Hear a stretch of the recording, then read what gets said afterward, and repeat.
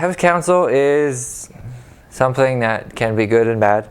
There's ups and downs. When it's good, it's really good. When it's bad, it's just plain ugly. And things may fall apart at some point. People leave, you'll get new people. Maybe you have a lot of freshmen on your house council, which I've dealt with this year. Every single one of my house council members are freshmen.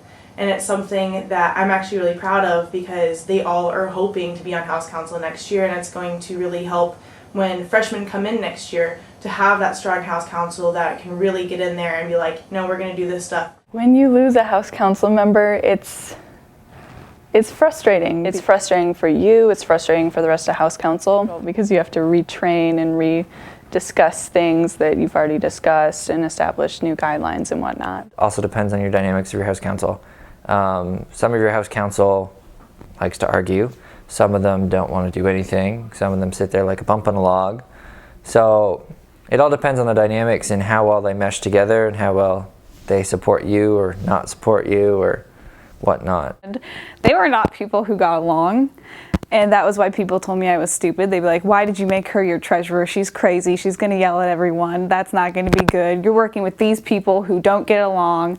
There were people who hated each other on my house council when we started. Every single clique on our hall was accounted for because we had all these different people, and they were incredibly helpful. They did what they were supposed to. We fought a lot during house council meetings.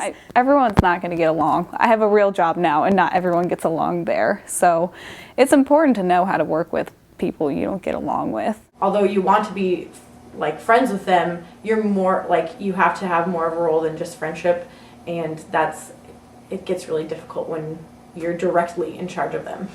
I've never had a house council position. I was kind of just house president, so it was real hard for me to know where the resources were and learn how different things were ran. So I really depended on my house council, and they had great ideas that really got us through the year. They're really there to help support you, help support the house, and so take full advantage of that. Use your house council. Do not do it alone. Delegate, delegate, delegate. They tell you this in training, and I didn't do it for a long time, and when I did, it was so worth it. It's just this weight off your shoulders, so rely on them because they're there to help. I always try to give them homework that's not necessarily has to be done at this time. I give them a 2-week span usually. So if they don't do it the first time, they do it the second time. I relied on my house council to do quite a bit as far as getting stuff, as far like snacks, getting places to go, getting numbers to call.